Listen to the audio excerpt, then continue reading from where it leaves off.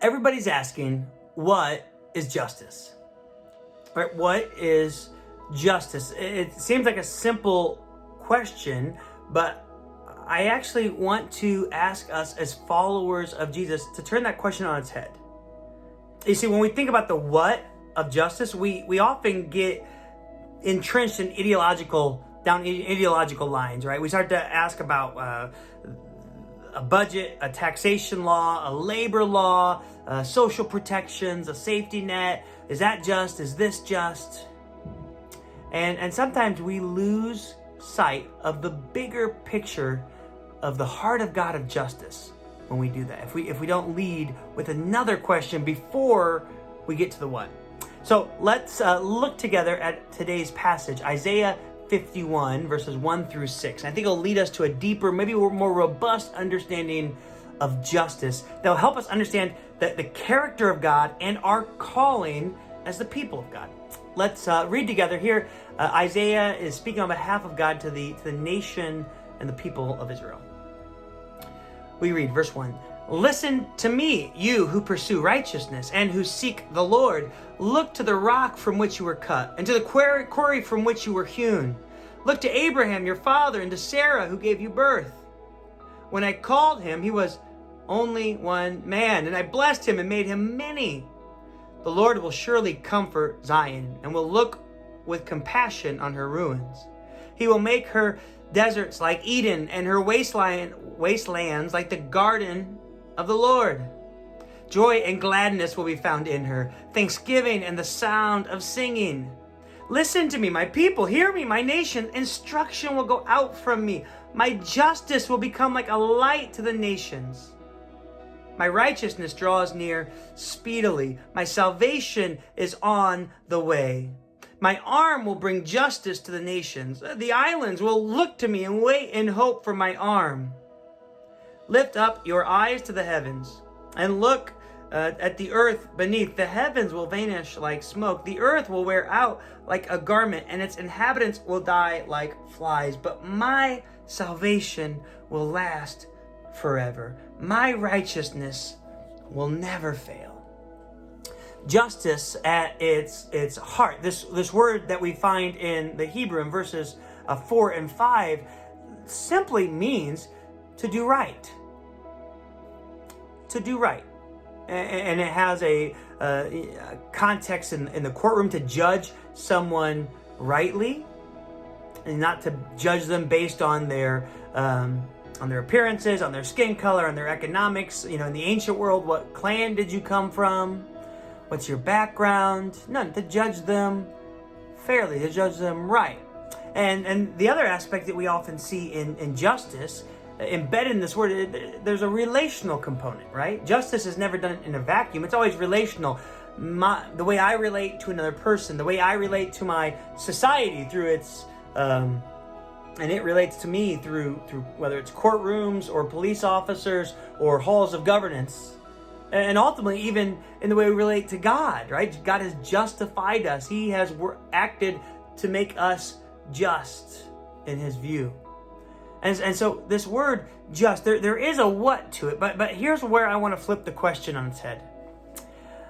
Before we get caught up and ask about the what of justice, we have to start and create some common ground around who God has called us to be concerned with, who justice is acted upon. Right? Whenever we talk about what, before we get to the what of justice, we must remember the who of justice.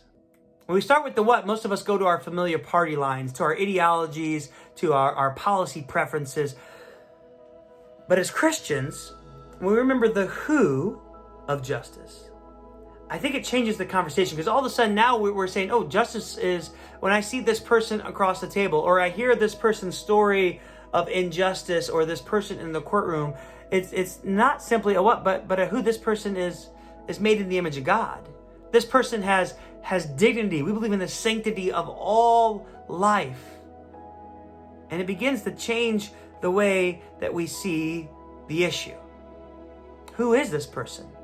And ultimately, who is justice rooted in? Justice is rooted in God. This psalm, I love the way it points us back to that idea. Justice is rooted in God's perfect righteousness, his perfect justice, his perfect radical love. And so the last verse here, verse 6, Isaiah says to look up to the heavens, that they're gonna disappear like smoke. Look down to the earth, it's gonna be folded up like an old garment, like an old dirty clothing. Its inhabitants will all die like flies. What does he mean? None of those things are good sources of judgment, of justice. What is? God says, I and my righteousness will never fail. God's righteousness is the who behind justice.